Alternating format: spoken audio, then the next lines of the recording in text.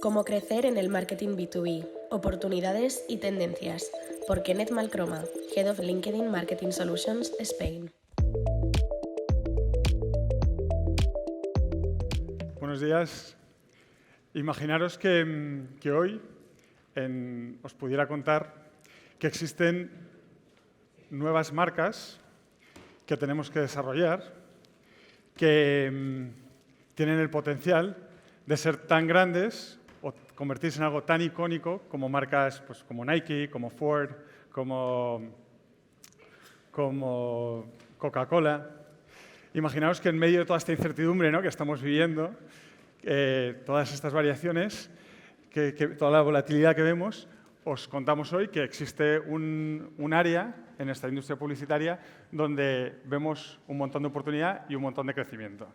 Bueno, mi nombre es Kenneth Malcroma, soy responsable de LinkedIn Marketing Solutions y hoy vengo a contaros dos cosas. Me han pedido que os cuente dos cosas. Una es que comparta con vosotros, desde LinkedIn, qué estamos viendo en cuanto a tendencias en el mercado laboral, ¿vale? Es decir, qué tendencias en la industria publicitaria estamos observando desde LinkedIn. Y la segunda es que os comparta dónde nosotros, en el ámbito del marketing, estamos viendo las mayores oportunidades de crecimiento. LinkedIn es, bueno, yo creo que lo conocéis casi todos, espero. Puede ser que no. Es la aplicacioncita esa azul que tenemos, ¿no?, en el móvil. Bueno, LinkedIn está formado por 900 millones de usuarios, tiene 58 millones de compañías activas, 15 millones de empleos, 14-15 millones de empleos disponibles, ¿no?, oportunidades, que es como nos gusta llamarlo. 39.000, somos capaces de identificar 39.000 habilidades diferentes y tenemos 129.000 escuelas también activas en la plataforma. Esto nos permite tener lo que nosotros llamamos el gráfico económico de LinkedIn, ¿vale? Es decir, una representación muy real de qué está pasando en cuanto a los movimientos de talento en las diferentes industrias. Es un gráfico que cambia unos como 5 millones de interacciones por minuto, ¿vale? O sea que refleja realmente lo que ocurre. Pero antes de eso, dejadme que os cuente una pequeñita historia, ¿vale? Imaginaros, antes de volver aquí al presente, que estamos en la Europa preindustrial, ¿no?, donde este señor, James Watt, en el año 1700, se encuentra con un reto, digamos, ¿no? Quiere implantar la máquina de vapor en las minas. Cuando va a los mineros, les dice, se encuentra con un bloqueo normal, ¿no? O sea, esta máquina, ¿cómo funciona? ¿Quién me la mantiene? ¿Va a poner en peligro, va a explotar y va a poner en peligro a mis mineros? ¿Cuánto me va a costar? Todo este tipo de interrogantes, ¿no?, que se encuentra. Y es entonces cuando James Watt se le ocurre lo que para mí es una genialidad igual de relevante que la propia máquina de vapor, es decir, que la propia tecnología. Es el concepto de caballos de fuerza. Es con este concepto donde James Watt es capaz de explicar a los mineros de una forma sencilla lo que esta máquina les puede dar. Esos 10 caballos van a permitirle drenar mucho más rápido sus minas, va a permitirle que sus trabajadores estén más a salvo. Y es esa combinación de tecnología con la creación de promesas, que creo que es a lo que nos dedicamos la mayoría aquí, a generar esas promesas y esas ilusiones, explicar esa innovación tecnológica, cómo la podemos explicar, lo que permite que avance la revolución industrial en el mundo de las minas. Como os decía, la innovación tecnológica sin duda es relevante, estamos inmersos en ella, pero esa creación de promesas para la cual nosotros trabajamos resulta igual de relevante. Es decir, si pensamos en el iPod, la promesa de 1000 canciones, ¿no?, disponibles en el bolsillo es lo que realmente hace atractiva esa tecnología. La tecnología MP3 existía 10 años antes ya, pero no es hasta que Apple viene con esta concepción de promesa donde vemos la disrupción de esta tecnología.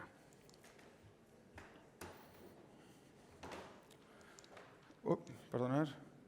Sí. A ver, que no me líe yo. Vale. Si pensamos un poco en la evolución de dónde venimos, podríamos representar nuestra vida, la forma en la que trabajamos, la forma en la que en la que consumimos, la forma en la que pasamos el día a través de todas estas marcas. Yo creo que todos nos sentiremos identificados con ellas y todos incluso podremos asociar cómo esa innovación de producto, junto con esa promesa, pues ha supuesto un cambio, ¿no? en cómo vivimos. En general, son muchos años, 200 años, de evolución de marcas donde hay, por supuesto, un componente de producto, un componente tecnológico muy fuerte, pero también hay un componente de creatividad y de explicar el qué y el porqué de las marcas, ¿no? Voy a contaros, en base a los datos que tenemos, ¿no? Esos 5 millones de interacciones que os comentaba que teníamos por minutos, esa información que tenemos acerca de pues, dónde trabaja la gente, qué funciones tiene, qué habilidades tiene. Digamos, toda esa información de la realidad, vamos a ver qué impacto tiene en el mercado laboral y en la industria publicitaria, que es lo que hemos ido viendo en estos últimos años, ¿vale? Si pensamos en un concepto que miramos mucho, que es el número, nosotros en LinkedIn, lógicamente, que es el número de transiciones de trabajo, es decir, oye, pues yo hoy tengo en mi perfil que trabajo en la compañía X, mañana trabajo en la compañía Y, vemos que en general las transiciones habían sido muy estables, ¿no? Digamos, había poca transición en el mercado laboral antes de la pandemia. Cuando llega la pandemia, pues no sé vosotros cómo la visteis, pero la gran mayoría de nosotros, digamos que nos refugiamos en nuestros puestos actuales, ¿no? Es decir, ya teníamos bastante volatilidad y bastantes cosas pasando en el mercado laboral o en nuestra vida como para dar el paso a hacer otros cambios. Sin embargo, posterior a la pandemia, vemos lo que hemos denominado la gran renuncia, ¿no? Donde básicamente muchos de nosotros, digamos que empezamos a buscar otras cosas y vemos que hubo un número de transiciones de trabajo como nunca habíamos visto antes, ¿vale? Una vez pasada, digamos, ya en fase de estabilidad, vemos que esto pues, vuelve a retroceder y vuelve a cierta normalidad. Es más, si miramos los últimos 2 meses, 2, 3, 4, 5 meses, vemos que las transiciones vuelven a frenarse, ¿no? Incertidumbre, pues al final lo que busco, con más incertidumbre buscas más estabilidad. Vamos a echar un ojo a ver qué ha pasado entre las diferentes generaciones, ¿vale? Si miramos qué pasó con los boomers, digamos que en general es una generación que ha tenido pocas transiciones, ¿no? Digamos que buscan más la estabilidad y son más fieles. Algo similar ocurre con la generación X, ¿vale? Sin embargo, cuando empezamos a ahondar en la generación millennial, esa generación en la que estoy por los pelos, pero estoy aquí, vemos que efectivamente, ¿no? Y además yo me veo reflejado, yo fui uno de esos, ¿no? que se animó a hacer ese cambio. Vemos que ya hubo transiciones del más del 100% año sobre año. Y ya si ahondamos en lo que pasó en la industria con la generación X, vemos claramente que no solo pegaron un número de transiciones, o sea, empezaron a saltar de forma radical durante y posteriormente a la pandemia, sino que lo vimos ya antes, ¿no? Yo creo que a todos nos pasa que vemos que esta generación pues está más dispuesta a ir asumiendo retos y va buscando diferentes motivaciones. Y ahondaremos en cómo debemos abordar eso. Cuando entramos en lo que son las habilidades técnicas, vemos lo siguiente. Vemos que en la industria publicitaria, en los últimos 5 años, las habilidades técnicas han aumentado un 47%. Yo creo que prueba de ellos, y aquí miro a Javier, es que cada vez ahondamos más en los componentes técnicos dentro del marketing, ¿no? y los eventos y contenido que vemos. Pero esto sincroniza muy bien con lo que vemos en general en la industria. Hay una batalla por el talento técnico muy alineado, ¿no? Cuando miramos las habilidades creativas, vemos que, al contrario, estas han disminuido un menos 17% en los últimos 5 años. Es decir, cada vez le estamos dando menos peso a ese componente creativo de generación de contenido y antes de entretenimiento, ¿no? de ser capaz de explicar la promesa, los 10 caballos de fuerza, ¿no? Entonces, podemos decir, oye, ¿esto no son cambios significativos o sí son cambios significativos? Hace 5 años contratábamos por cada perfil creativo un perfil técnico. Si miramos hoy lo que estamos contratando, vemos que por cada perfil creativo estamos contratando 1.25 perfiles técnicos. Y podemos decir, oye, Esto tampoco es para tanto, no es mucho. Pero cuando esto lo sumas empresa por empresa, mercado por mercado, industria por industria, lo que vemos es que realmente la composición de la industria publicitaria de la que formamos parte está cambiando radicalmente. Yo creo que lo vemos en nuestra oficina, ¿no? O sea, es algo que estamos viviendo. Ya por acabar en cuanto a tendencias, ¿no?, que estamos viendo en lo que es el mercado de la industria publicitaria. Si nos fijamos en las entradas y salidas netas de nuestro sector, vemos que en general nuestro sector está decreciendo un menos 5.5%. En general, sale más gente de la que entra, ¿vale? Sin embargo, cuando vemos lo que está pasando en las industrias tecnológicas, vemos que hay un crecimiento sustancial. Hace 5 años versus ahora tenemos un 23% más de gente trabajando en estas industrias. Es decir, que si miramos internamente, vemos que estamos pasando de esas habilidades que son más, lo que llamamos soft skills, más de creativas, generar un buen copy, generar una buena creatividad, a habilidades más técnicas, pues hacer una buena query en SQL, saber escribir un buen código en Python. Son habilidades que están cambiando. Es decir, están primando las habilidades de transformación digital versus las habilidades creativas. Pero, bueno, deciros, ¿no?, que como nosotros vemos esto, yo creo que nosotros aquí tenemos una responsabilidad que también es una responsabilidad o oportunidad, también lo veo yo así, que es explicar a estas nuevas generaciones por qué la industria publicitaria es una industria donde hay mucho que hacer. Y ahora vamos a hablar de las oportunidades, donde aportamos mucho valor y donde además es necesario que podamos combinar bien esas habilidades de generación de promesas, igual que lo hizo James Watt, nosotros vamos a tener que hacerlo, y esas habilidades técnicas. Y que la combinación de ambos es lo que nos va a ayudar a avanzar de forma más rápida. Si miramos estas marcas, son marcas icónicas, ¿no? Yo creo que todos los que nos adentramos en el mundo de la publicidad, nuestra primera ambición era trabajar en marcas como estas. Sin embargo, esto tiene una trampa, o al menos así lo veo yo, o al menos así lo estoy descubriendo yo. Esto tiene la trampa de que las promesas de estas marcas se construyeron hace 20 años, hace 30 años, algunas hace 50 años. Es decir, que lo que podamos aportar nosotros hoy a nivel de creación de promesa en este tipo de marcas va a ser algo marginal, digamos, ¿no? No va a ser tan impactante. Ya se ha trabajado mucho en ello. Si pensamos en Nike, 1970 se creó esta marca. ¿A quién le hubiera gustado trabajar en Nike en 1970 creando esta marca? A todos, ¿verdad? Yo creo que a todos, vamos, a todos nos hubiera encantado.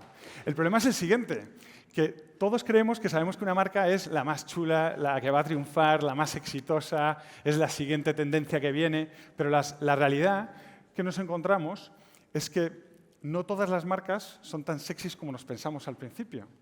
Al principio, digamos que el camino no es tan claro de cuáles son esas marcas que van a ser las próximas marcas icónicas en los próximos años. Ahora cambio de foto y os traigo este tipo de marcas. Son marcas con las que yo vengo trabajando los 2 últimos años desde que estoy en LinkedIn. Son marcas que están liderando en sus propias verticales, en computación, en la nube, en CRM, etc. Si hablo de ServiceNow, que levante la mano quien conoce esta marca. 3, 4, 5 personas. Nadie conoce esta marca, ¿verdad? Bueno, pues están transformando la forma en la cual las organizaciones trabajamos por dentro. Para mí, o como yo lo veo, son la lavadora del siglo XXI, ¿vale? Son las lavadoras del siglo XXI porque al final nos devuelven tiempo que antes no teníamos. Si miramos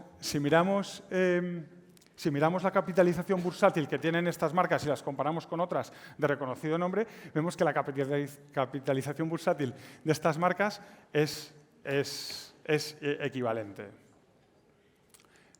Por seguir contando, otro ejemplo de marcas, vemos que la capitalización bursátil de estas marcas B2B es ya más grande que muchas marcas muy icónicas en el ámbito del B2C. Y es por esto que nosotros vemos una gran oportunidad en este tipo de marcas. Estas son marcas donde vemos que la inversión publicitaria está creciendo a ritmos de 10x, 20x. Son marcas que además tienen gente brillante, gente muy inteligente, tecnólogos espectaculares, igual que James Watt en su día. pero os aseguro que también necesitan de vuestra ayuda, necesitan de nuestra ayuda para poder explicar cuál es la promesa que ofrecen en esta sociedad.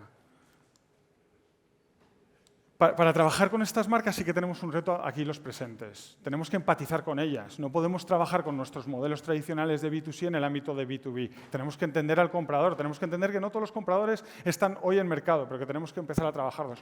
Tenemos que entender que el modelo de atribución de 30 días o de 15 días ya no es válido en este tipo de empresas. Y tenemos que empezar a contar historias para diferentes perfiles profesionales antes de que empiecen a entender cuál es la promesa de estas empresas. En fin, yo sigo en LinkedIn, pero si os aseguro que si mañana tuviera que montar una agencia, yo estoy convencido de que la montaría enfocada en B2B, porque veo que hay una gran oportunidad de crecimiento y hay muchas empresas que van a brillar. Por acabar, nosotros cómo lo vemos, ¿vale? En el mundo desde Marketing Solutions. Nosotros vemos que hay dos caminos, hay una bifurcación ahora. Una que es la de continuar con ese proceso de tecnificación, que sin duda va a estar ahí, es decir, que cada vez tengamos más componentes técnicos. Y otra que es la vía de lo que llamamos la creatificación, así lo llama nuestro CEO Ryan, ¿no? Que es esa necesidad que tenemos en esta industria de transformar, de complementar esa parte creativa con la parte tecnológica. Y esa es donde vemos que está la gran oportunidad dentro del marketing. Así que muchas gracias. Questions and Answers. Con Javier Piedrahita, CEO and founder de marketingdirecto.com. Entonces dices que las marcas lo están haciendo, como antes decíamos que las marcas lo estaban haciendo regularmente. ¿Tú qué dices del las marcas de business to business, que tienen que posicionarse mejor, que lo están haciendo bien, que utilicen más LinkedIn o no? Yo lo que veo es que estamos en una fase muy inicial. Es decir, yo lo que veo es que estamos aprendiendo. Yo creo que el B2C llevamos 20, 30, 40 años, y lo dirás, ¿no? El discurso desarrollando cómo debemos hacerlos, y en el B2B estamos en una fase más inicial. Nos falta creatividad, nos falta agresividad, nos falta lo que hacen las marcas que van al consumidor, que son las que estamos viendo esta mañana, más que las otras, las del B2B. O sea, lo primero que hace falta con estas marcas es empatizar.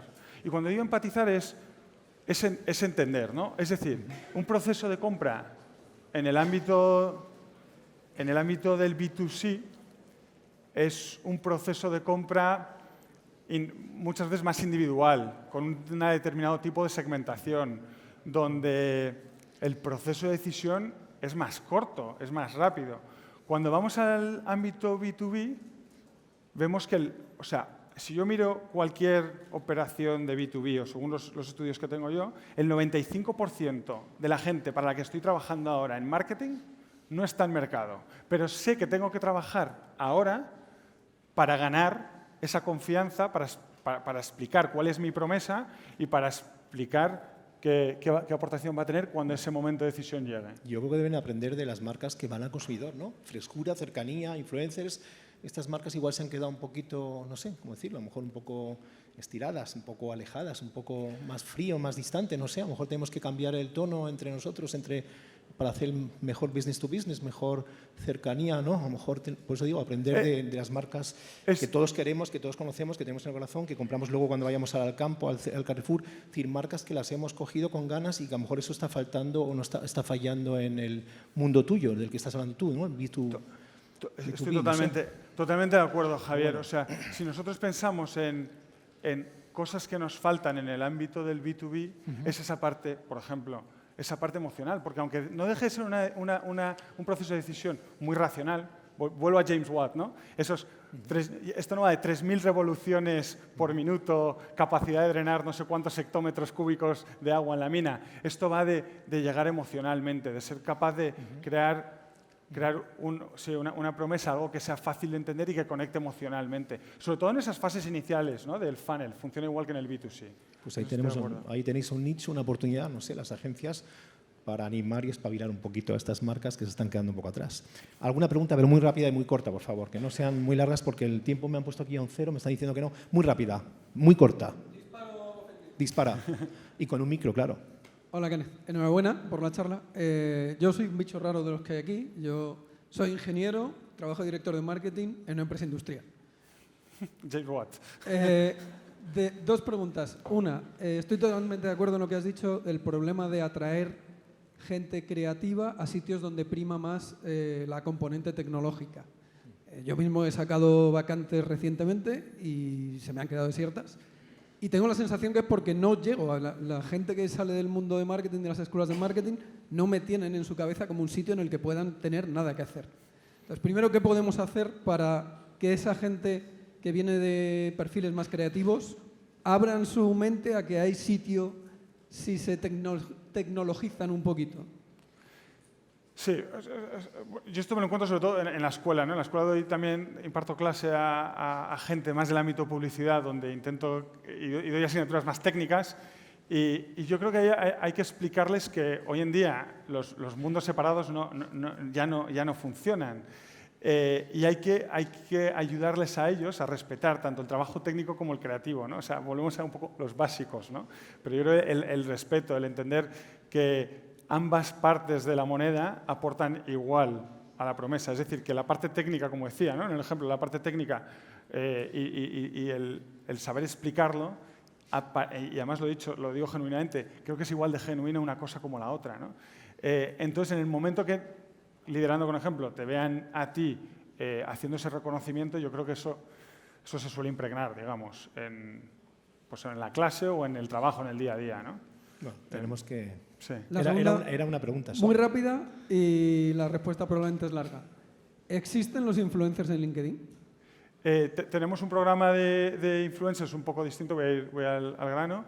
Tenemos un equipo editorial y sí que hay determinados perfiles a los cuales les ayudamos para que, sobre todo, generen contenido que sea de valor para vosotros. Yo creo que para los profesionales nos viene muy bien LinkedIn, es decir, estamos encantados. La gente de marketing utilizamos mucho vuestra red, así que encantado de que estés aquí, de que exista LinkedIn. Lo siento, ya no hay tiempo para las preguntas, me están echando la bronca, a lo mejor luego más tarde ahora en el networking, y de verdad que hacéis un buen trabajo. Muchísimas gracias, Javier.